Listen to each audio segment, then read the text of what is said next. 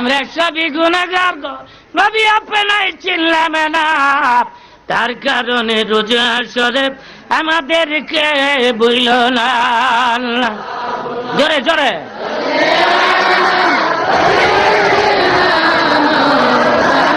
আপনারা বসে পড়েন, ভাইরা বসে পড়েন। আপনারা বসলে আমি খুশি হব, বসলে খুশি হব। আল্লাহুম্মা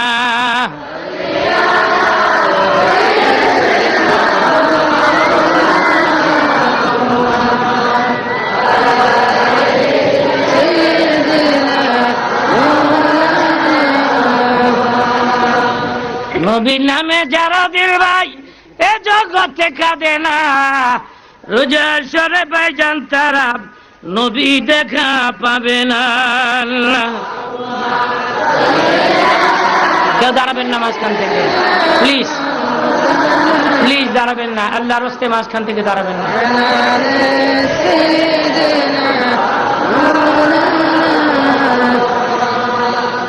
কেমন লাগে রাসূলের দুরূদ?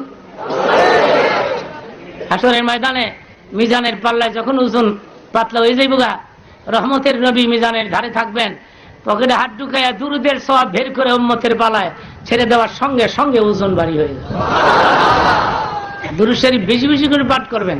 100 বার দুরূদ শরীফ পাঠ করে ঘুমাতে পারলে স্বপ্নে রাসূলকে দেখতে পারবেন। 100 বার আলাদা বিছানায় ঘুমাতে হবে, পবিত্র অবস্থায় ঘুমাতে হবে। 100 বার দুরূদ শরীফ পাঠ করে বুকে ফিদে আপনি ঘুমিয়ে যান, আমল চলতে থাকবে, একদিন রাসূল স্বপ্নে আপনার সামনে এসে যাবে।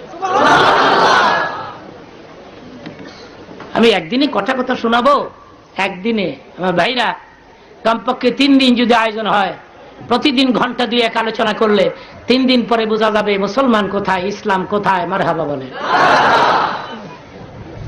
আমার দিকে তাকায় থাকবেন, আমার দিকে। আপনারা অনেক ভালো, আমি অনেক দেশে যাই, লোকেরা ওয়াজ মাহফিলে উঠা বসা করে, কিন্তু আপনারা উঠা বসা করতেছেন না, চুপচাপ করে বসে আছেন। এতে বোঝা গেল আপনারা ভালো, এবং আপনাদেরকে দেখেও আমার পছন্দ হয়েছে, আমার খুব ভালো লাগতেছে। আমার মনে হচ্ছে আমি ঢাকায় ওয়াজ করতেছি, শুধু মাইকটা আমাকে ডিস্টার্ব করতেছে, আর না হয় আমার মনে হচ্ছে আমি ঢাকাতেই কথা বলতেছি। আলহামদুলিল্লাহ বলে। আপনাদের পোশাক, কাপড়, লেবাস, টুপি এগুলি দেখে আমি খুশি হয়েছি, বড় ভালো লাগতেছে আমার। আর এই যে একটানা বসে আছেন, এতেও আমি খুশি হয়েছি। চুপচাপ করে বসে আর একটু বসে থাকেন, আমরা একসাথে বিদায় হবো ইনশাআল্লাহ বলে। হযরত বেলাল দাঁড়ায় বলে, দরকার হলে আমি আজান দিতাম না, তো আমারে ভাড়াইয়েন না। হযরত আলী বলে, বেলাল রে, এটা তোর কাজ, কেউ যদি মসজিদে না আসে, এটা মুয়াজ্জিনের কাজ, কেউ যদি মসজিদে না আসে তাকে ডাকে মসজিদে না, মুয়াজ্জিনের কাজ। আর তোকে তো আমরা মুয়াজ্জিন বানাই নাই, তোকে মুয়াজ্জিন বানাইছে আল্লাহ, আল্লাহর নবী দুইজনে মিলিয়া। আমার দিকে তাকান, শব্দটা আশহাদু, হযরত বেলাল বলতেন আশহাদু। জিহ্বার অগ্রভাগ গোল করে তিনি শিন উচ্চারণ করতে পারেন না। কমপ্লেন আসলো বেলাল ভুল আজান দেয়, বেলালের উচ্চারণ ভালো না, মুয়াজ্জিন চেঞ্জ করা হোক। নবী বেলালকে ডাকালেন, বেলালে তুই বলিস শিন কই তারস না, লোকেরা তোর বিরুদ্ধে কমপ্লেন দেয়, তুই আজকের থেকে আর আজান দিস না। বেলালের গাল বেয়ে বেয়ে চোখের পানিগুলো ঝরে ঝরে পড়ছিল তখন।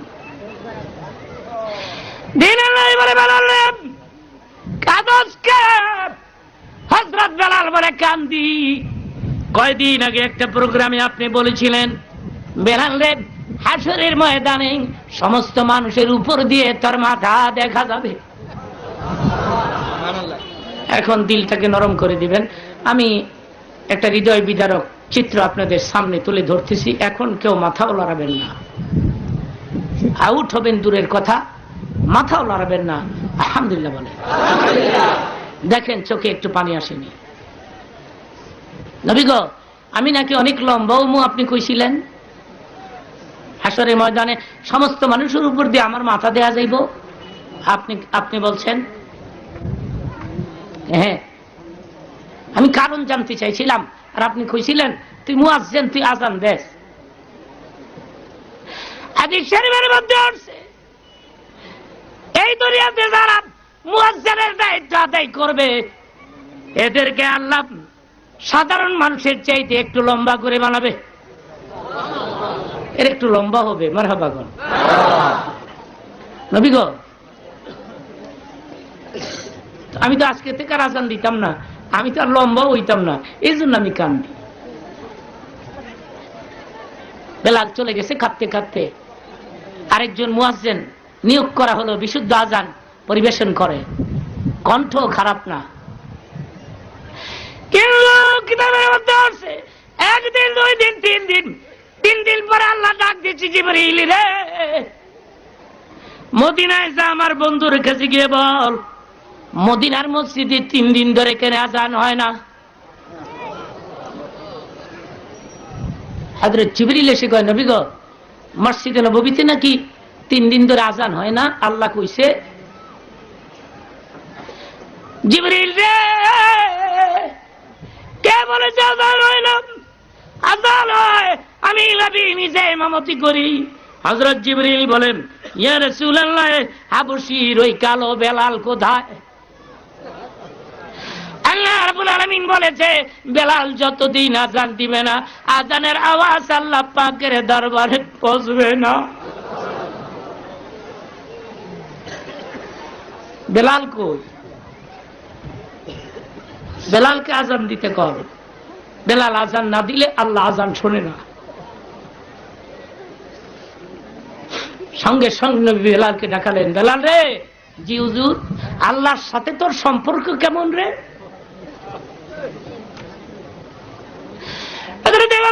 আমি জানি না, আমি জানি না। আল্লাহ জানেন, আল্লাহ নবী জানেন। নবী বলে, বেলাল রে তুই আজান না দিলে আল্লাহ আজান শোনে না। ওঠে মিনারা, তুই আজান দে। ডক্টর ইকবাল বলেছেন, রহ গিয়া রুসমে আজাব রোয়ে বেলালি না রহি, ফলসফা রহ গিয়া তলকিনে গজালি না রহি। একটা প্রশ্ন আমাকে করতে পারেন যুক্তিবাদী হুজুর? আল্লাহ বেলালের আজান এত ভালোবাসে, নবী কেন বললেন বেলালে আজান দিস না? নবী কি ভালোবাসে না বেলালে আজান? বাসে। তো নবীর ইচ্ছা হলো বেলালের মূল্য আরো বৃদ্ধি পাক। চিল্লাই বলেন সুবহানাল্লাহ। এখন আপনারা বলেন, আমি শুনি, বেলালের দাম আগের চাইতে বাড়ছে না কমছে? আর না হয় নবী নিজেও তো বেলালের আজানের পাগল। আমি ছোট্ট করে বলছি, আমার দিকে তাকায় থাকেন। নবীর ইন্তেকালের দিন পুরুষদের মধ্যে সবচেয়ে বেশি কেঁদেছিলেন হযরতে বেলাল, আর মহিলাদের মধ্যে সবচেয়ে বেশি কেঁদেছিলেন নবীর কলিজার টুকরা ফাতেমাতুজ জোহরা। এই 2 জন বেশি কেঁদেছিলেন। বেলাল তো পাগলই হয়ে গেল গা।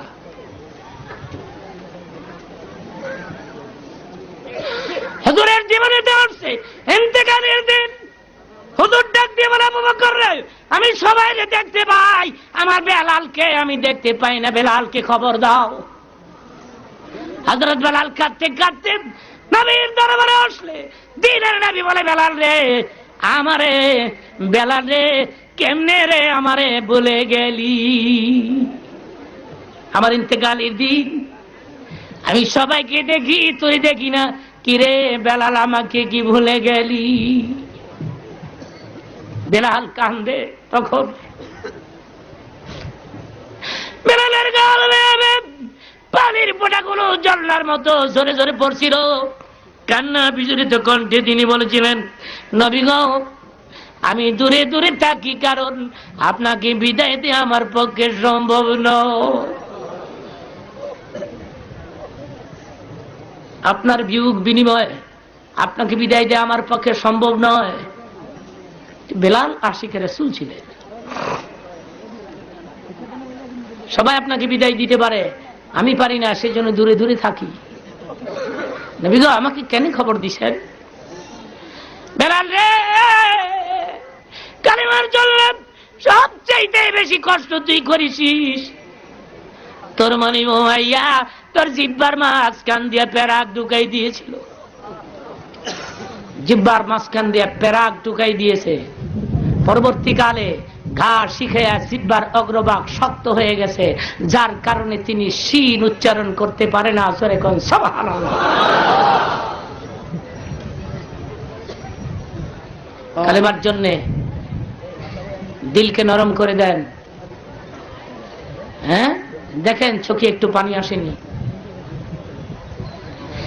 আমার আল্লাহ বলেন, আমার বান্দা যখন চোখের পানি ছেড়ে ছেড়ে কান্দে, আমার রহমতের দরিয়াতে জোশ মারে, আমি নিজের কন্ট্রোল করতে পারি না, একটা দৌড় দিয়া বান্দার কিনারে হাজির হইয়া কুদরতি আজমারাই দিয়া আমি আমার বান্দা বান্দির চোখের পানিগুলি বুঝে দিয়ে বলি, আর কাঁদিস না, তোদেরকে মাফ করে ফেলেছি, আমি ক্ষমা করে ফেলেছি, আমি মাফ করে ফেলেছি। সুবহানাল্লাহ। বেশি বেশি করে কাঁদবেন। আল্লাহ বলছেন ওয়ালিয়াবকু কাসীরা, বেশি বেশি করে কাঁদো। কাঁদলে কাঁদলে আমার মায়া হয়, কাঁদলে আমার রহমতের দরিয়াতে জোশ মারে, কাঁদলে আমি আমার বান্দাকে তখনই ক্ষমা করে দেই। শেষ রাত্রে কাঁদতে পারেন না তাহাজ্জুদের সময়? বেলাল রে, তুই আমার কাছে কিছু চাবি? চাইলে চা আমি তোরে দিয়ে যাই। এই চান্স আমরা পাইলে আমরা কি চাইতাম? বলেন কি নবী 10 কেজি স্বর্ণ দিয়ে যান, ব্যবসাটা বোম্বাস্টিক মার্কা স্টার দিব। বেলাল কি চাই শুনেন, বেলাল রে, তুই আমার কাছে কিছু চাবি? তোরে আমি দিতাম।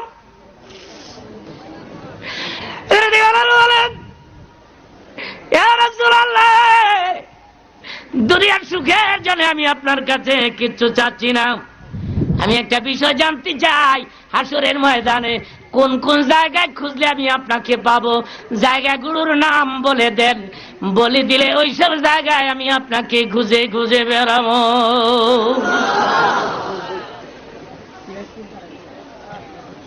আশেখ রাসূলের অভাব নাই বাংলাদেশে। আসলে আমরা জিলাপির আশেখ আর আমিত্তির আশেখ। আমাদের ঢাকাতে মিলাদ শরীফের নাম শুনলে টুপিটাতে এইটা করে লাগায়, আর কোন দোকানে মিলাদ নিজেই খুঁজা খুঁজা বের করে পিয়া নবী সালাম আলাইকেও কয়, আবার আমিত্তির পোটলার দিকেও চায়। মনে মনে কে আল্লাহ জানে কয়টা ফাইয়াস। আমিত্তির পাগল, রসুলের পাগল না।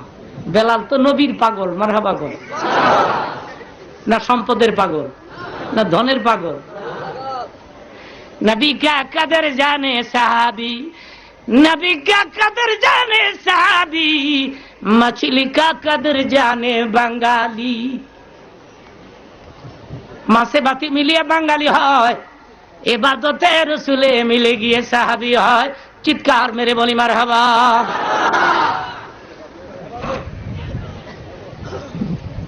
নবী গো, আসলে ময়দানে কোন কোন জায়গায় খুঁজলে আপনারে পাবো?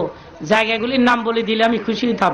নবী উত্তর দিলেন, পাবে পাবে পাবে না বিল্লাল চারখানে। নবী উত্তর দিলেন, পাবে পাবে পাবে না বিল্লাল চারখানে, দুজুগ হাসর পুলিশে রাত আর মিজানে, দুজুগ হাসর পুলিশে রাত আর মিজানে। বলুন, দুজুগ হাসর পুলিশে রাত আর মারহাবা বলে। নবী নিজেও তো বেলালের আজানের পাগল। ছোট্ট করে বলছি, তাকায় থাকেন। নবীর ইন্তেকাল হয়ে গেল। এবার হযরত বেলাল ছোট্ট একটা গাঠুরি বেঁধে খাতে করে আবু বকর সিদ্দিকের কাছে আসছে বিদায় নিতে। রাসূলের কাফন দাফন হয়ে গেছে। আবু বকর, আমার বিদায় দেন, আমি মদিনায় থাকবো না। আবু বকর বলে, রে বেলাল, আমি কি তোদের চাইতে দিনের নবীরে কম ভালোবাসি? কিরা বেলাল, কই যাবি? তুই চলে গেলে মদিনার মসজিদে কে আযান দিবে? বেলাল কান্দে আর বলেন, আপনারা নবীর রওজা দেখে সহ্য করতে পারেন, নবীর কবর দেখলে আমি সইতে পারি না, আমি কলিজা ফেটে মারা যাবো, সম্ভব না। আবু বকর, আমাকে ছেড়ে দেন, আমাকে বিদায় দিয়ে দেন। সম্ভব না মদিনায় থাকা।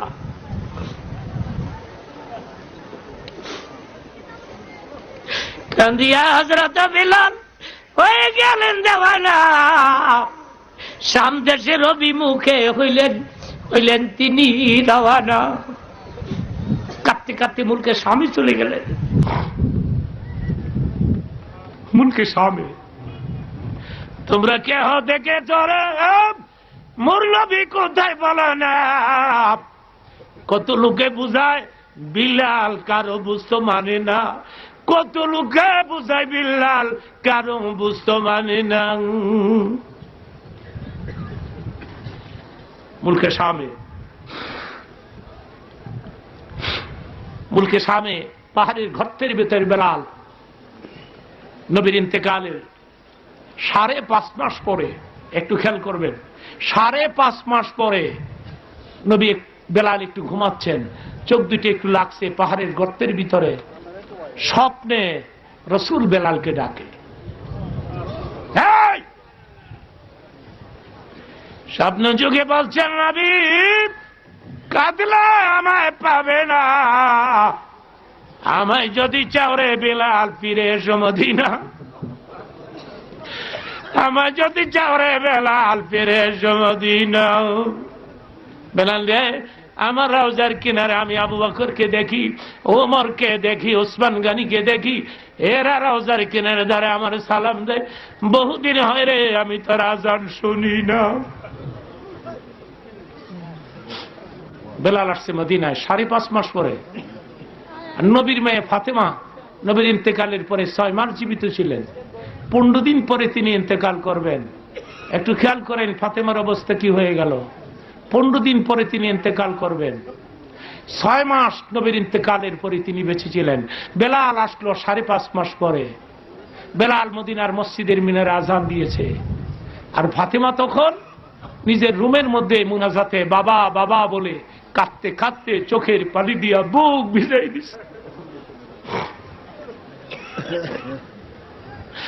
রাত করে বেলালের আজানের কণ্ঠ ফাতেমার কান স্পর্শ করলে, মুসাল্লা ত্যাগ করে ঘুমন্ত স্বামী আলীর পা মন্থন করলে আলীর ঘুম ভেঙে যায়। দেখে মনে কে তুমি? আমি তোমার ফাতেমা। ফাতেমা কি হয়েছে? স্বামী রে একটু শোনো তো, মদিনার মসজিদের মিনারায় কার কণ্ঠ বাজে? হযরত আলী বলে বেলালের কণ্ঠ মনে হয়। ফাতেমা বলে তাই হবে, আমার বাবার ইন্তেকালের পরে তোমরা না কত খুঁজেছো বেলালকে পাও নাই। স্বামীরা আবার তুমি জানো বাবার ইন্তেকালের পরে আমি খানা পিনা ছেড়ে দিয়েছি, আমি বিশ্রাম ছেড়ে দিয়েছি, ঘুম আমি হারাম করে ফেলেছি। বসলে দাঁড়াইতে পারি না, দাঁড়াইলে আমি বসতে পারি না। তুমি জানো রে নবী আমার বাবা বাবা বলে কাঁদতে কাঁদতে আমি আমার জীবন দিবার জন্য প্রস্তুত হয়েছি। তুমি জানো না আমি আমার বাবারে কত ভালোবাসি। স্বামীরে আমার বাবার ইন্তেকালের পরে 6 মাস ধরে আমি ভালো করে তোমার সঙ্গে কথা বলি না। আমার 2 কলিজার টুকরা হাসান হুসেনকে আমার পাশে ঘুমাইতে দেই না। আমি দাঁড়াইলে বসতে পারি না, বসলে দাঁড়াইতে পারি না। তুমি আমারে ধরো, আমি দুর্বল হয়ে পড়েছি। আমারে আমার বাবার রওজা পাকের কিনারে লইয়া যাও, আমার বাবার কবরের কাছে নিয়ে যাও এবং এখনই নিয়ে যাও। হযরত আলী বলে বলেন কি হয়েছে আপনার? আপনি পাগল হয়ে গেলেন। হযরত ফাতেমা বলেন আমার বাবার ইন্তেকালের পরে তোমরা না কত খুঁজেছে বেলালকে পাও নাই। 5.5 মাস পরে বেলাল আসছে, আমার মন কই বেলালের সাথে আমার এতিম বাবাও আসে। আমার বাবা কিন্তু এটা ছিল ফাতেমার একটা কল্পনা। মাত্র, আর কিছু নয়। আমার বাবা আসছে, বেলালের সাথে আমার বাবা আসছে, আমাকে মসজিদে নববীতে নিয়ে যাবে, এখনই নিয়ে যাও।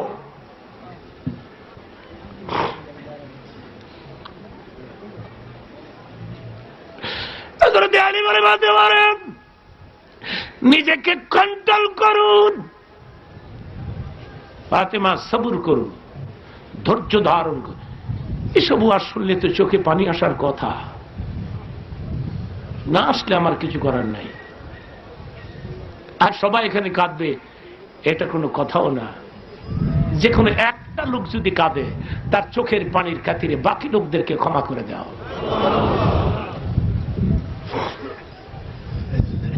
দিলকে নরম করে দেন। আপনি নিজেকে প্রশ্ন করেন, মন রে, তোর দিল নরম হয় না কেন?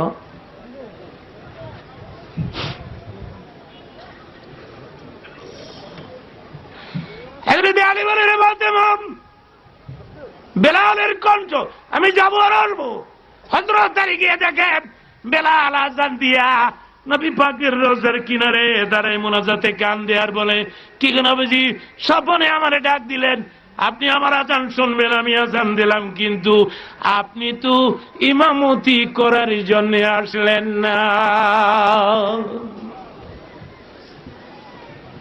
আমি আযান দিলে আপনাকে ইমামতি করতে হবে, সুবহানাল্লাহ। আর না হয় আমি আযান দিতে পারবো না, এটা সম্ভব নয়। নবী গো, আমাকে কেন ডেকেছেন স্বপ্নে? আমাকে বিদায় দেন, আমি মদিনায় থাকবো না।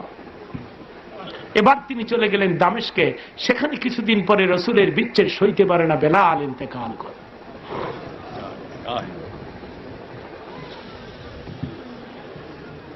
সেই বেলালকে দেখে হযরত আলী বলেন, কেউ যদি মসজিদে না আসে, ডেকে আনার দায়িত্ব তোমার। বেলাল, তুই যা, নবীকে ডাক দে, যা বলছি।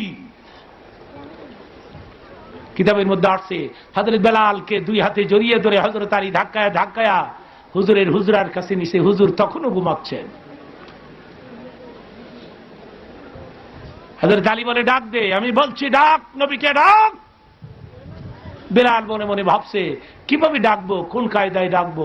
হঠাৎ করে ডাক দিয়েছে, আসসালাতু খায়রুম মিনান নাওম।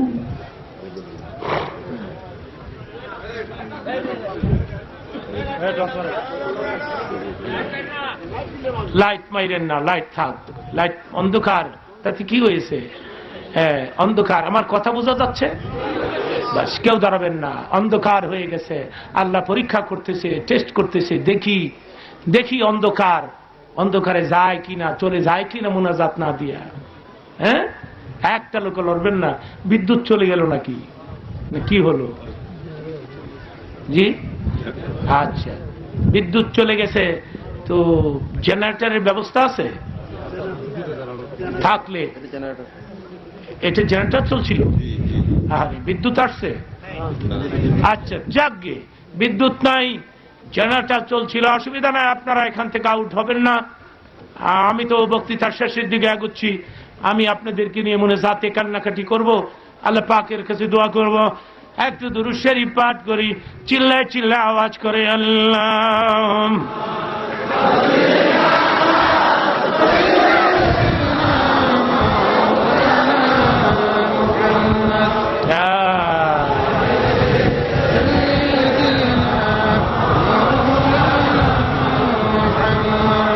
আরো জোরে আল্লাহুম্মা।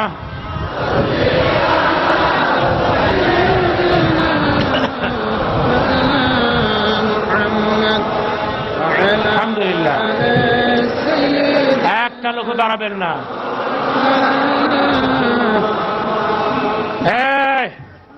আলহামদুলিল্লাহ বলেন।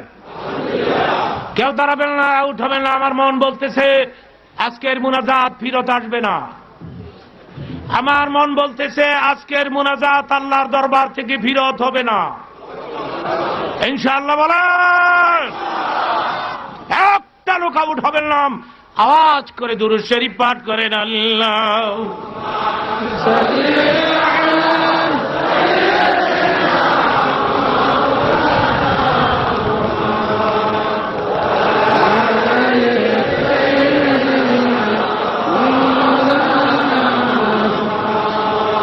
কেমন করে সুবিরা মন যে ঘরে নাই তোর বাতি, কেমন করে সুবিরা মন যে ঘরে নাই তোর সাথী।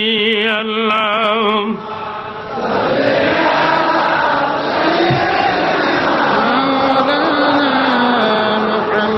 মাশাআল্লাহ,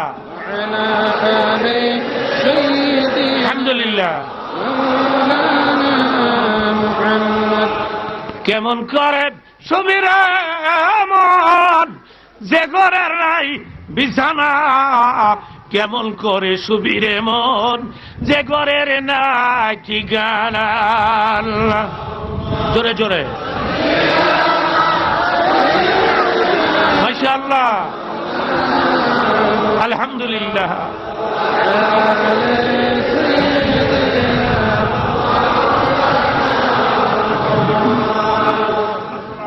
আলহামদুলিল্লাহ বলি। বেলাল হঠাৎ করে নবীর হুজরার বাইরে দাঁড়ায় ডাক দিছেন, আসসালাতু খায়রুম মিনান নাওম। নবীর ঘুম ভেঙে গেছে। বেলাল, বেলাল, বেলালকে হুজুর মাফ চাই, আমি না করছিলাম, এরা জোর করে পাঠাইছেন। হুজুর আমি জীবনে আর কোনদিন ডাক দিতাম না। নবী গো, আমরা কার পেছনে নামাজ পড়বো? আমরা তো সবাই বসে রয়েছি আপনার অপেক্ষায়, আপনি ইমামতি করবেন। বেলাল রে, এই চমৎকার আরবি ছন্দ কই পাইলি?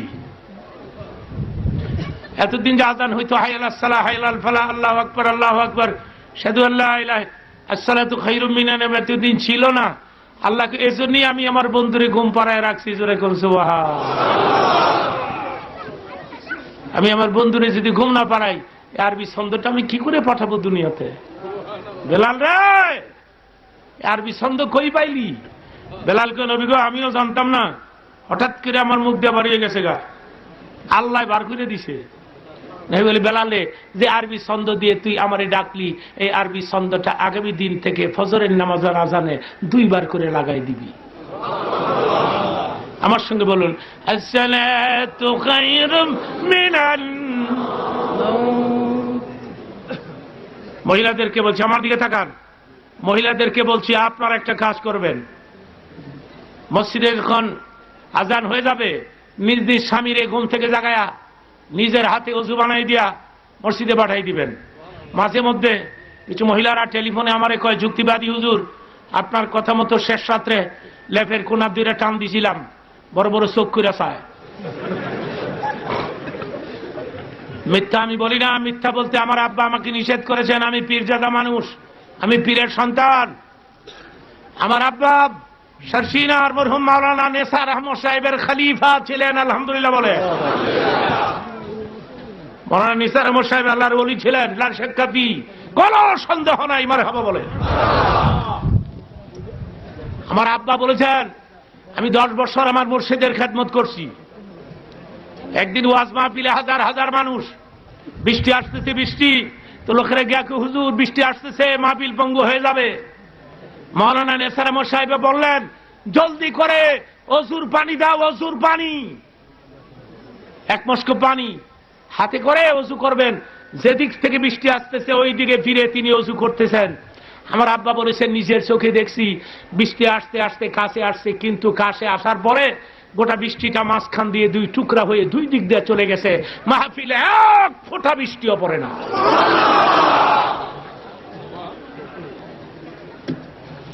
মিথ্যা আমি বলি না। মিথ্যা বলতে আমার আব্বা আমাকে নিষেধ করেছেন। আলহামদুলিল্লাহ বলে। মহিলা টেলিফোনে অনেক সময় বলে, যুক্তিবাদী হুজুর, আপনার কথা মতো শেষ রাত্রে লেফের কোনার দিকে টান দিছিলাম, বড় বড় চোখ কইরা চায়, আর কয় আরেকটা টান দিবি, কুরবানি কইরা মস্ক। আমি আবার টেলিফোনেই বলি, আপনার কথা আমি বিশ্বাস করি না, আপনি সিরিয়াস হন নাই। আপনি সিরিয়াস হইলে স্বামীরে মসজিদে পাঠাইতে পারতেন। জোরে কোন ঠিক না বেঠি? ঈদের আগে স্ত্রী স্বামীরে কয়, লাল রঙের 13 ভাইয়ের শাড়ি যদি আনতারো, এবার ঈদ করবো না, ঈদের কপাল আগুন লাগাম, ঈদই বুইরা লেবো বেটি। স্বামী গেছে বাইতুল মোকাররম নিউ মার্কেটে ঘুরে আর কয়, ভাই সব লাল রঙের 13 ভাইয়ের শাড়ি আছে, থাকলে দেন, নাইলে আগুন লাগাম। আমার বলার উদ্দেশ্য ছিল, মাগো একটা শাড়ির জন্য যদি স্বামীরে ঢাকা পাঠাই দিতে পারো, মসজিদ তো এত দূরে না গো মা, মসজিদ তো নাকের ডগায়, চোখের সামনে, তুমি ইচ্ছা করলে তোমার স্বামীকে মসজিদও পাঠাইতে পারো। যারা বলেন সেগুলা ঠিক। এক একটা স্ত্রী, এদিকে তাকান, এক একটা স্ত্রী ইচ্ছে করলে তার স্বামীরে মানুষের মতো মানুষ বানাই দিতে পারে। 2 মিনিটে একটা ঘটনা শোনাবো, আমার দিকে তাকায় থাকেন।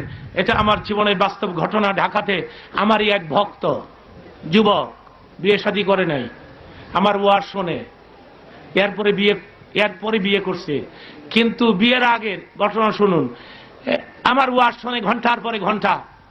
তো তার মা একদিন টেলিফোনে আমারে বলছে, যুক্তিবাদী, আমার ছেলে তো তোমার ভক্ত, কিন্তু মদ খায় এটা জানোনি। আমি কি এখনই পাঠাই দেন? তা আসছে আমার কাছে। আমি কি তুমি আমার ভক্ত? কে হ্যাঁ। মদ খাও? কয় হুজুর, আমার কাছে ওয়াজও টেস্ট লাগে, মদও টেস্ট লাগে, দুটোই আমার কাছে টেস্ট লাগে। তা আমার জন্য দোয়া করতে পারেন না? ছেলে আমারে কয়। আমি এই ছেলের জন্য কাবাগরের গিলাফ ধরে দোয়া করছি, আমার দোয়া কবুল হয় নাই। দোয়া কবুল হয়েছে তার স্ত্রীর দোয়া। কেমনি কবুল হয়েছে শোনেন। আল্লাহ একজন নামাজি মহিলা মিলাই দিয়েছে মদ করে রে, মারহাবা বলে। নামাজি স্ত্রী পাওয়া এটা কপালের ব্যাপার, ভাগ্যের ব্যাপার। নামাজি বেগম পাওয়া কপালের ব্যাপার, ভাগ্যের ব্যাপার। তা নিজের বিবরণ কেমন? তা নিজের বিবরণ।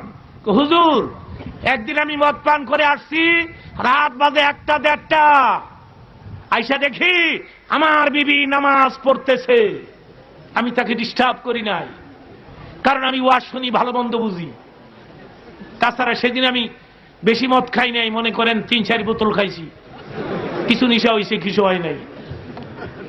এবার আপনারা একসাথে জোরে বলেন, মদ হালাল না হারাম? হালাল না হারাম? ইয়া আইয়ুহাল্লাযীনা আমানু ইন্নামাল খামরু ওয়াল মাইসির ওয়াল আনসাবু ওয়াল আযলাম রিজসুম মিন আমালিশ শাইতান। আয়াতে কারিমা নাযিল করে আল্লাহ মদ আর জুয়া দুটোটাকে হারাম করেছে। মারহাবা বলেন। এখানে কোনো মদখোর আসেন নাই ওয়াজ শুনতে, আমি জানি।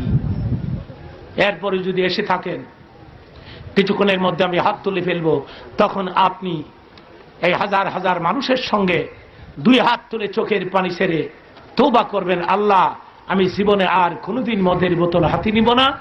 যদি তওবা করতে পারেন, আমি বলছি ইনশাআল্লাহ বলে বলছি, আজকের এই তওবায় আল্লাহ আপনাকে মাফ করে দিবেন। কোন মদখোর আসেন না আমি জানি। এরপরে যদি আয়সা থাকেন, আজকে একটা গোল্ডেন চান্স, সোনালী সুযোগ আপনার জীবনে। হাজার হাজার মানুষের সঙ্গে হাত তুলে আপনি তওবা করে আল্লাহর কাছে মাফ চাইতে পারেন। আল্লাহ বলেন, ইন্নাল্লাহা ইয়াগফিরুজ যুনুবা জামিআ। আমার বান্দা যখন আমার কাছে কান্দে, তার জীবনের সমস্ত গুনাহ খাতা মাফ করে দিই।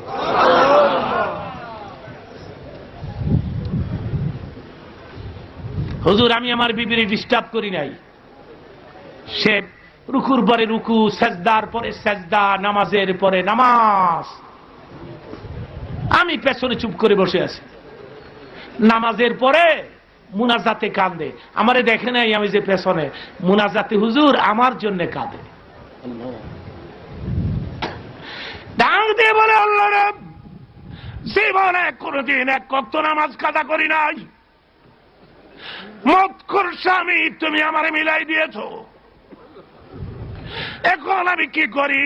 না স্বামীর অন্তরে দুঃখ দিতে পারি, না স্বামীর ঘর বাড়ি ছেড়ে আমি চলে যেতে পারি। আল্লাহ, গভীর রাত, আমার স্বামী আমার গৃহে নাই, আমার স্বামী আমার পার্শ্বে নাই।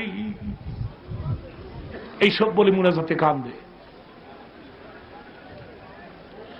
আল্লাহ রে, গভীর রাত, আমার আজকের নামাজের বিনিময়ে, রুকুগুলোর বিনিময়ে, সেজদার বিনিময়ে আমার স্বামীকে মানুষের মতো মানুষ বানিয়ে দাও। মুনাজাত কবুল হয়ে গেছে। একটা স্ত্রী যদি অন্তর দিয়ে স্বামীর জন্য মুনাজাত করে, সঙ্গে সঙ্গে কবুল হয়ে যায়। কেমনি কবুল হয়েছে শোনেন।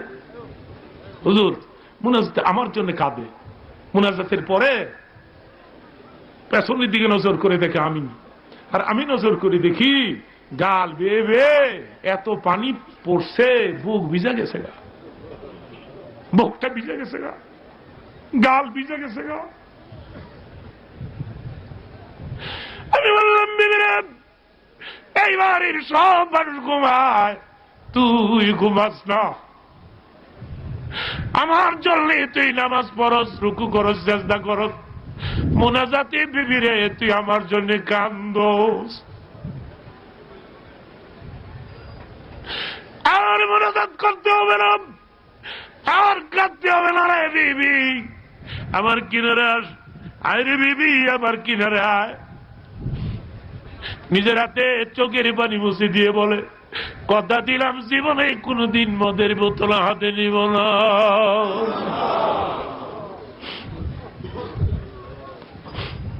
ওই ছেলে এখন 5 ওয়াক্ত জামাতে নামাজ পড়ে। ওই ছেলে, আমি একদিন বললাম 50,000 টাকা তোমার দিমু, ফজরের নামাজটা বাদ দিয়ে দাও। মনে করছে আমি ঠিকই কইছি। ডাক দিয়ে বলেন, মৌলানা যুক্তিবাদী, তুমি একদিন আমার নামাজ পড়ার জন্য বলতা, আজকে 50,000 টাকা দিবাম, ফজরের নামাজ ছেড়ে দিব। জানো মাওলানা, আমি তোমারে কত ভালোবাসি, দরকার হলে তোমার ভাবে হাতের কবজা কেটে দিতে পারি, ফজরের নামাজ ছেড়ে দে আমার পক্ষে সম্ভব না।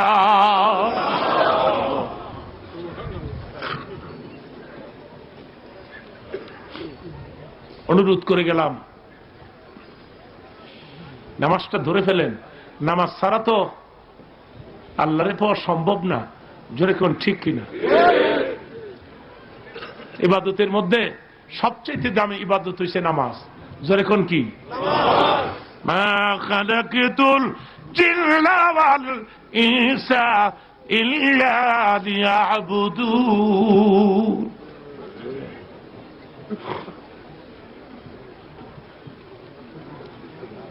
আরেকটা কাজ করবেন, আমার দিকে তাকান, কেউ দাঁড়াবেন না এখন। আরেকটা কাজ করবেন, কমপক্ষে একটা ছেলের হলে মাওলানা বানাবেন। মারহাবা বলেন, জোরে কোন মারহাবা। নারায়ে তাকবীর, নারায়ে তাকবীর। হয় না, আমি যেমনটা চাই তেমনটা পাই না। ভালো করে বলেন, একবার বলেন হ্যাঁ হ্যাঁ। গলা ক্লিয়ার হইছে? এত জোরে তাকবীর দিবেন, সন্দীপের জমিন কাঁপাই দিবেন। নারায়ে তাকবীর। কেমন লাগে? তাকবীর দিয়া মুসলমান ঘর থেকে বের হয়ে গেলে হিন্দু মিন্দু কুলাইব? কাফের টাফের, খ্রিস্টান মিস্টান, কাদিয়ানি ভাদিয়ানি? মারহাবা বলে। তাহলে আরো জোরে এবার রেডি হন। আল কোরআনের আলো। আগে ঘর ঠিক করেন, ঘর নষ্ট হয়ে গেছে গা। এরপরে সংসদ, সংসদে খালি চিল্লা চিল্লি করে। মাননীয় স্পিকার, স্পিকার কা অর্ডার অর্ডার। ঘর ঠিক করেন, ঘর নষ্ট হয়ে রয়েছে। ঘরের ভিতরে ঢুকলে বোঝা যায় এটা মুসলমানের ঘর না ইংরেজের ঘর, ঠিক কিনা ঘর? ছবি আর ছবি, মূর্তি আর সালমান শাহ। সালমান শাহ কি নবী আছিল নি? এবার ছবি রাখছো কে ঘরে? ভুল করেছ। কি করেছ?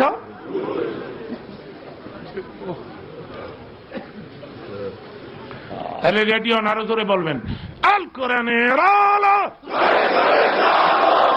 চমৎকার। আল হাদিসের আলো। নারায়ে তাকবীর। আমি নিয়ত করছি, এদিকে তাকান, আমি নিয়ত করছি আমার ছেলেদেরকে আমি মাওলানা বানাবো। আমার বড় ছেলে আবু বকর সিদ্দিক এবার কামিল পরীক্ষা দিবে তামিরুল মিল্লাত মাদ্রাসা থেকে। দোয়া করবেন। আমার ছেলে একটা শিল্পী মানুষ, সাইমুমের শিল্পী আমার ছেলে, চমৎকার হামদ এবং নাত গায়। আগামী বছর যদি আমি আসি, এই নদী শান্ত থাকে কখন? আচ্ছা, শীতের দিনে আমি আরেকবার আসলে খুশি হবেন? আরো বেশি লোক হইব। এবার নাকি লোকজন বেশি হয় নাই, যুক্তিবাদী আইতো না, বাতাস শুষছে, নদী গরম, আসবে না। অনেকে নাকি ভাবছে আসবে না, গতকাল নাকি বক্তা আসে নাই, এই জন্য লোকজন কম। আবার অনেকে নাকি ভাবছে এ বেটা তো চিটাগাং শহরই আসে না, এনে আইবনি দ্বীপের মাঝখানে মরতো, আর আইলো আসলটা আইতো না নকলটা বোধ আইব, যুক্তিবাদীও নকল হয়ে গেছে, যাবো কই? আগামীতে আমি আরেকবার আসলে খুশি হবেন? বেশি বেশি করে টাকা দিবেন আমাকে না, মানে মাদ্রাসায় বেশি বেশি করে টাকা দিবেন। আমি তো টাকার জন্য এখানে আসি নাই, আর টাকা তো আমি ঢাকাতেও পাই। যে সময় এই এতক্ষণ আমি 2টা ওয়াজ করে বাসায় চলে যেতাম। ঢাকায় এত বেশি ওয়াজ শোনে না, 1 ঘন্টা সোয়া ঘন্টা। বাইরে আসলে আমাকে বেশি বেশি করে ওয়াজ করতে হয়, কষ্ট হয়, মেহনত করতে হয়। তা আগামীতে আমি আমার ছেলেকে নিয়ে আসবো, আলহামদুলিল্লাহ বলে, সে আপনাদেরকে হামদ গায়া শোনাইব না, নাচ শোনাইব না। আমার ছেলে এখনো শিল্পী, তো এখনো হামদ নাচ গায়ে প্রথম পুরস্কার পায়। আমার ছেলে এবার কামিল পরীক্ষা দিবে, আমি আপনাদের কাছে একটু দোয়া ভিক্ষা চাইলাম, আমার ছেলেটার জন্য একটু দোয়া করবেন, পরীক্ষায় কামিয়াব হয়।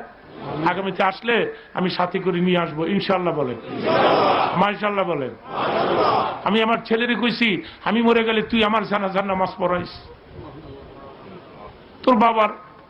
তোর বাবার অনেক ছাত্র আছে, ওরা জানাজা পড়াই দিতে আসবে, তুই দিস না, তুই আমার জানাজা পড়াইস। তুই জানাজা পড়াইলে আমি কবরে আরামে ঘুমামু, আল্লাহরই কমু আমার ছেলে জানাজা পড়াইছে, আমার মাওলানা ছেলে।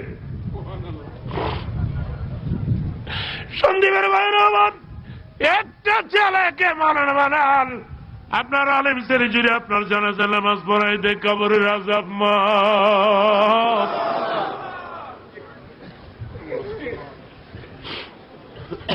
কিন্তু এমন ছেলে দুনিয়াতে রেখে গেলেন, জানাজা পড়াইব দূরের কথা, নিজেই জানাজা পড়তে গিয়ে ঈদের নামাজ পড়া ফেলায়, ঈদের নামাজ পড়তে গিয়ে জানাজা পড়া ফেলায়। ঈদের নামাজে হাত উঠার লাগে, নামার লাগে না, এই যে দৈরা রাখছে, উঠায়ও না নামায়ও না, কয় জানাজা পড়ালাম আজকে। এমন পোলা দুনিয়া থুয়ে যায় না, অনুরোধ করে গেলাম। শ্বশুর বাড়ি থেকে ট্যাপ রেকর্ডার পাইয়া বাবার কবরের কিনার দিয়া বাজায় যায়, রূপে আমার আগুন জ্বলে, যৌবন ভরা অঙ্গে আগুন জ্বালায় বাবার কবরের কিনারে। সি সি সি, হ্যাঁ, তখনই ফেরেশতা মোটা লাড়ি লয়ে হের বাবার কবর আই, বাবে কয় আমার দোষ কি? ফেরেশতা কয় এমন পোলা কেন তুই আইলি যে কোলা তোর কবরের মূল্যায়ন করতে শিখে নাই, তোর কবরের কিনার দিয়ে গান বাজায়, এমন সন্তান কেন রেখে আসলি? পিঠ সোজা কর, পিঠা মোহনে তো নাউজুবিল্লাহ কর। একটা মাওলানা পোলা তুই এলি না, নামাজি দিনদার, তোর কবরের কিনারে দাঁড়াইতো, একবার আলহামদু পড়তো, 3 বার কুল আল্লাহ পড়তো।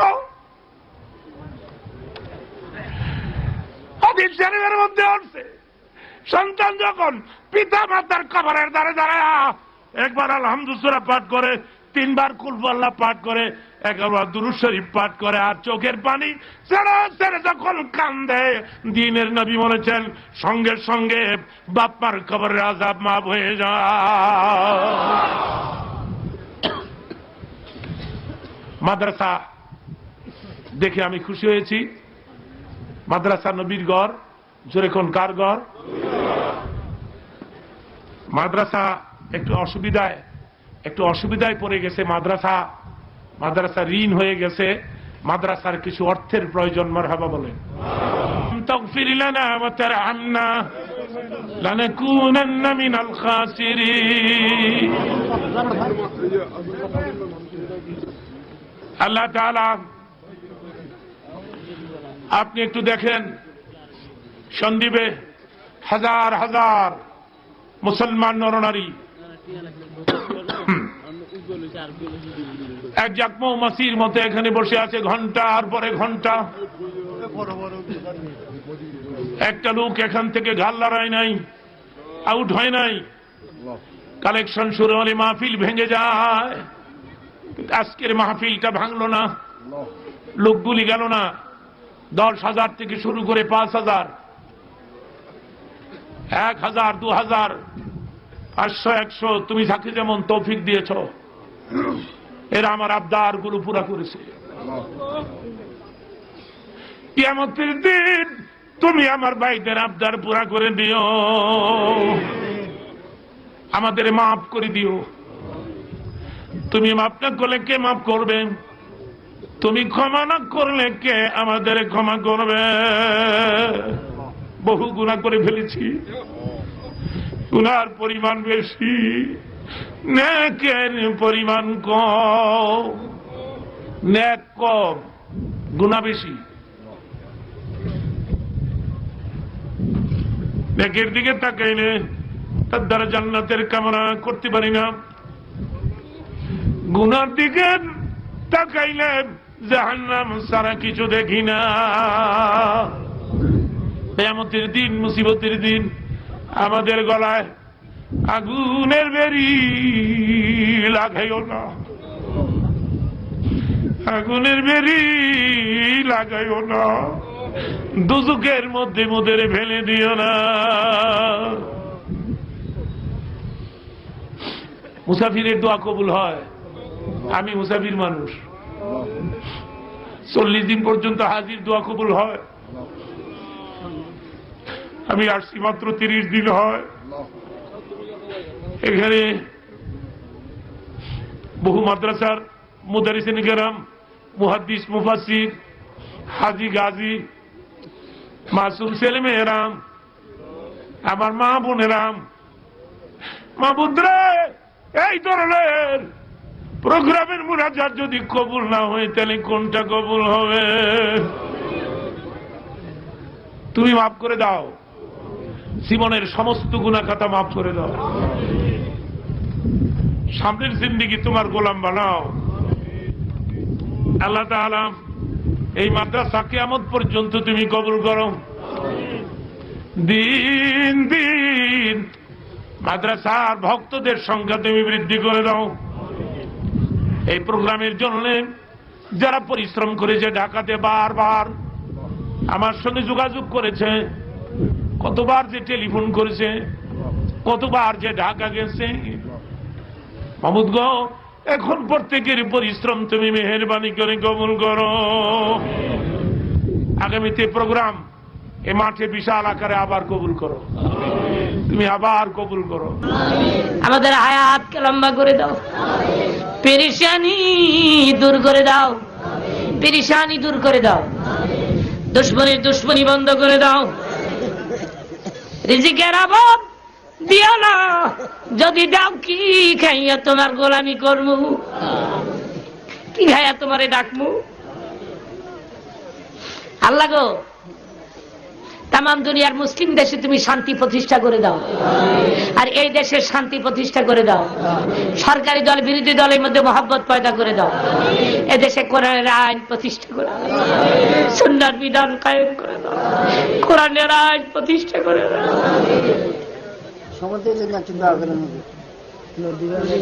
আল্লাহ তুমি আমাদের মাফ করে দাও। কত মুরব্বীরা আমার কাছে এসে দোয়া চাচ্ছে, সাদা দাড়িওয়ালা বান্দা, তুমি বলেছ সাদা দাড়িওয়ালা বান্দা যখন মুনাজাত করে এদের গুনাহ মাফ না করলে আমি লজ্জা পাই। তুমি আমাদের মাফ করে দাও। আমার মা বোনেরা আসছে, ফাতিমাতুজ জোহরার ক্যারেক্টার এদেরকে দিয়ে দাও, ফাতিমাতুজ জোহরার চরিত্র তুমি দিয়ে দাও। আল্লাহ, জীবনে বহু মুনাজাত করেছি, কোন মুনাজাত করেছে জানি না, আজকে এই মুনাজাত তুমি ফেরত দিও না। আমি গুনাহগারের নাম শুনিয়া শুনিয়া পাগলের মতো লোকগুলো আইছে, এখন আমি কি দিয়ে এদের দিমু? আল্লাহ রে, প্রত্যেকের শ্বাস নিঃশ্বাসে হাজার হাজার নেক তুমি লিখে দিও, হাজার হাজার নেক তুমি লিখে দিবা। এ খোদা, আমাদের অনেকের মা নাই, বাপ নাই, কত মানুষ মা মা কইয়া ডাকে, বাবা বাবা কইয়া ডাকে, মা মা কইয়া ডাকে। আমরা অনেকেই মা বাপ ডাকতে কিছুটা বঞ্চিত হয়ে পড়েছি। জনম দুঃখিনী মা, মা নাই গৃহেদার, সংসার অরণ্যতার, দেখিলে মায়ের মুখ মুছে যায় সব দুঃখ, দেখিলে মায়ের মুখ মুছে যায় সব দুঃখ। 10 মাস 10 দিন পেটে বোঝা বইছে, মায়ের কলিজার মধ্যে লাথি মেরে দুনিয়া আইছি। আজকে সে মায়ের ভিন্ন করে দিলাম, বাবারে ভিন্ন করে দিলাম। বছরে 2 বার 3 বার শ্বশুর শাশুড়ির দাওয়াত দিয়া পোলাও পাকায়া গোস্ত পাকায়া, একেবারে দক্ষিণের ঘরে ছেলে শ্বশুর শাশুড়ির লয়া পোলাও খায় গোস্ত খায়, উত্তরের ঘরে মা কান্দে রে। উত্তরের ঘরে মা কান্দে, দক্ষিণের ঘরে পোলা শ্বশুর শাশুড়ি লয়া পোলাও গোস্ত খায়। বাপ জিজ্ঞাসা করে মাকে তুই কাঁদিস কেন? বাপ জিগায় কাঁদস কে? জানালার কিনারে দাঁড়ায়া। কি হয়েছে কাঁদস কে? পোলার ঘরের দিকে তাকায়া। মা গো আমি কাঁদি, আমি দেখি আমার সন্তান আমার খবর লয়নি, কিন্তু না না, শ্বশুরে শাশুড়িরে খাওয়া নিজে খাইয়া ঘরের পেছনের দরজা দিয়ে বের হয়ে চলে গেছে সন্তান। মায়ের ঘরের দিকে নজর দিল না। মায়ের চোখের পানিতে বুক ভিজে যায়।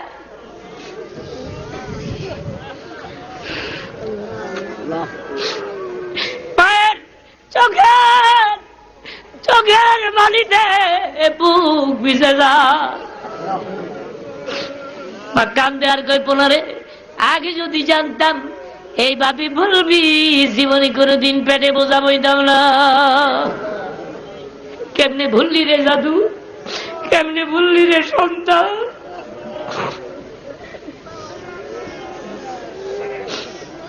হাদিস শরীফে আসছে, পিতা মাতার কবরের কিনার দিয়ে যখন জীবিত সন্তান হাঁটিয়া যায়, মা চিৎকার মেরে ডাকে, সন্তান রে কবরের কিনারে একটু দাঁড়াবি, একটু দাঁড়াবি। একবার আলহামদুলিল্লাহ পাঠ করবি, কুল আল্লাহ পাঠ করবি, একটু দোয়া কইরা যা। কবর আইসা জানতে পারলাম তুই দোয়া করলে আল্লাহ আমারে মাফ করে দিবে। হে খোদা, সময় নাই, ব্যবসা করি সময় নাই, চাকরি করি সময় নাই, কিন্তু আজকে তো একটু সময় পাইছি। আল্লাহ আল্লাহ রে, আমি গুনাহগার মানুষ। ও খোদা, যাদের মা নাই বাপ নাই এখন মাফ করে দাও, এখন মাফ করে দাও তুমি।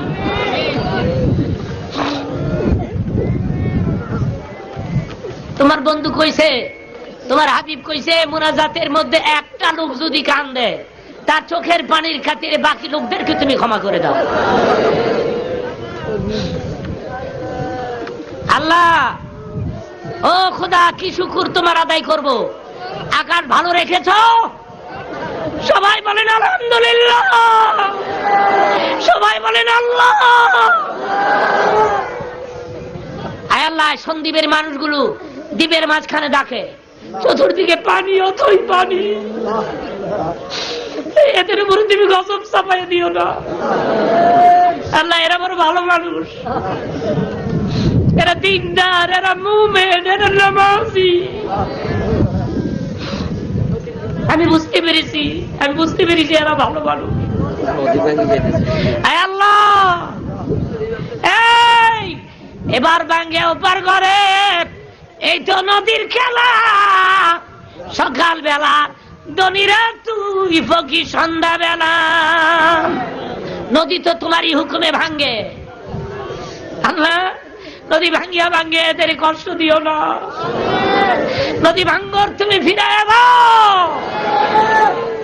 আয় আল্লাহ, সন্দীপের ভাইদেরকে তুমি হেফাজত করো। স্বামী স্ত্রীর মধ্যে মহব্বত বৃদ্ধি করে দিবা, পিতা পুত্রের মাঝে মহব্বত বৃদ্ধি করে দিবা। বন্ধু বান্ধবদের মহব্বত বৃদ্ধি করে দিবা। কে কোন দল করে আমি জানি না, বিএনপির ভাইয়েরা, আওয়ামী লীগের ভাইয়েরা, জাতীয় পার্টি, জামাতি ইসলামী, ইসলামী ঐক্যজোট, খোদা আমরা মুসলমান, আমরা মিলেমিশে থাকবো। কাদা সরাসরি বন্ধ করে দিব, পিটাপিটি বন্ধ করে দিব, রক্তপাত বন্ধ করে দাও। আল্লাহ এই মোনাজাতটা তুমি কবুল করো। আল্লাহ আগামীতে আমি আবার ভাইদের খেদমতে আসতে পারি সেই সুযোগ তুমি করে দিও। আল্লাহ এরা আমার সেবা করেছে, আমার যত্ন করেছে, আলিমুল আমার আসছে, আমার খবর নিছে। তারপরে নেতৃস্থানীয় ব্যক্তিবর্গ, যুবক, আবার বৃদ্ধ বনিতা, সবাই এরা আমার পেছনে আমার খেদমতে সেই লঞ্চগাছ থেকে কত কষ্ট করে মোটর সাইকেলের শোভাযাত্রা করে। আল্লাহ আমার মধ্যে কিছু নাই, আমি অন্তর খুলে দোয়া করে দিয়ে গেলাম। আল্লাহ যারা আলেমের ইজ্জত দেয় তুমি এদের ইজ্জত বৃদ্ধি করে দিবা। সাদরে জালসা দোয়া চেয়েছে, আয় আল্লাহ সুস্থ রাখবা, হায়াতকে বৃদ্ধি করে দিবা। যেদিন মরবো রে ওই দিন তুমি মেহেরবানি করে আমাদের জবানে জারি রেখে দিও লা ইলাহা ইল্লাল্লাহু মুহাম্মাদুর রাসূলুল্লাহ। আসসালামু আলাইকুম ওয়া রাহমাতুল্লাহি ওয়া বারাকাতুহু।